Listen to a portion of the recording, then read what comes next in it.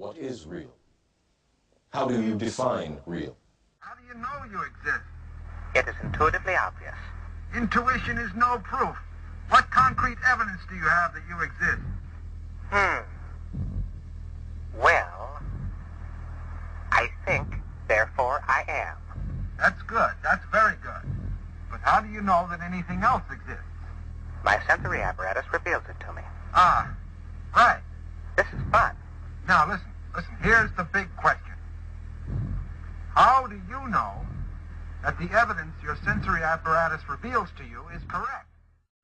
If you're talking about what you can feel, what you can smell, what you can taste and see, then real is simply electrical signals interpreted by your brain. What I'm getting at is this. The only experience that is directly available to you is your sensory data. And this sensory data is merely a stream of electrical impulses that stimulates your computing center. In other words, all that I really know about the outside world is relayed to me through my electrical connections. Exactly. Why, that would mean that I really don't know what the outside universe is like at all, for certain. That's it. So we're really like blind people groping around with these feeble little senses to determine what reality is. And make sense of the world only if we base the world on consciousness. World is made of consciousness. World is consciousness. Consciousness is the ground of it. Quantum physics makes this as clear as daylight. If you want to see fear in a quantum physicist's eyes, just mention the words, the measurement problem. The measurement problem is this: an atom only appears in a particular place if you measure it.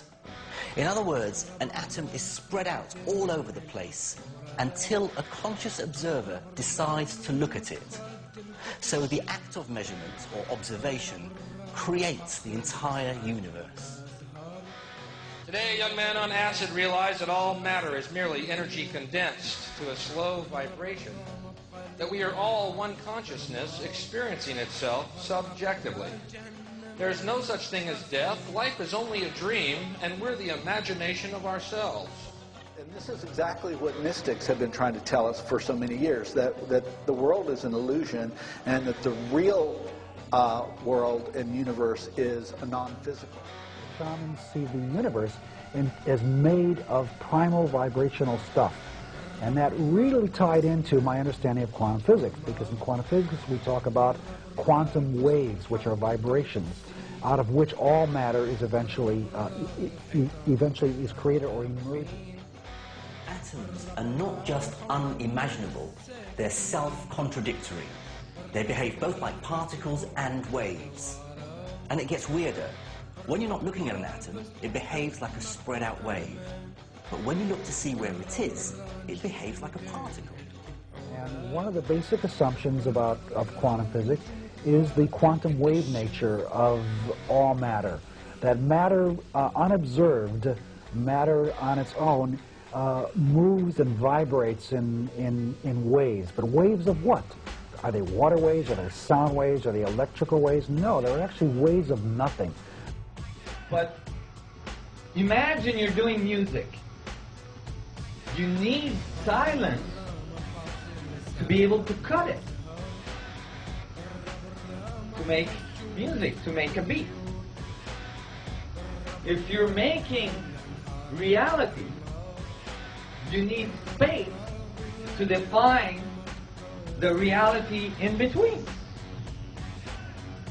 So space, reality could be just various resolutions, right? Various divisions of space in a fractal structured vacuum.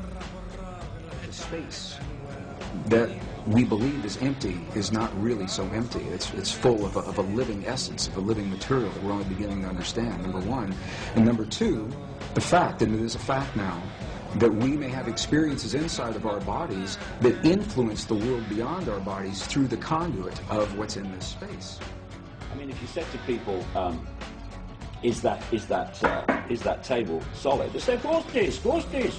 Well, it isn't, it can't be, it's made of atoms, right? And atoms are not solid. Tell me how it does that. Our minds do that by turning vibrational fields into apparently physical objects. Do not try and bend the spoon. That's impossible. Instead, only try to realize the truth. What truth? There is no spoon. There is no spoon? Then you'll see that it is not the spoon that bends, it is only yourself. The bottom line is this: everything is conscious.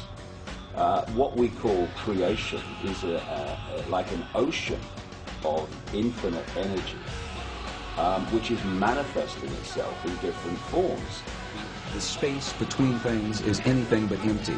It is full of a living, pulsating essence that is so new scientists have yet to agree on a single term. Some are calling it a quantum hologram, very technical sounding name.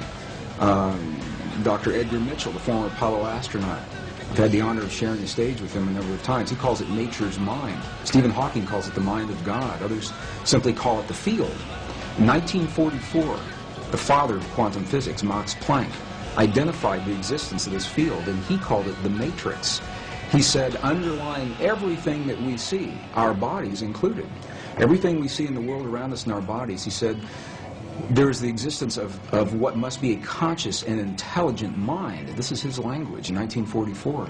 He said that this mind is the matrix of all matter, and it's from his work that the movie series began and many of the ideas that we have today. Your appearance now is what we call residual self-image. It is the mental projection of your digital self.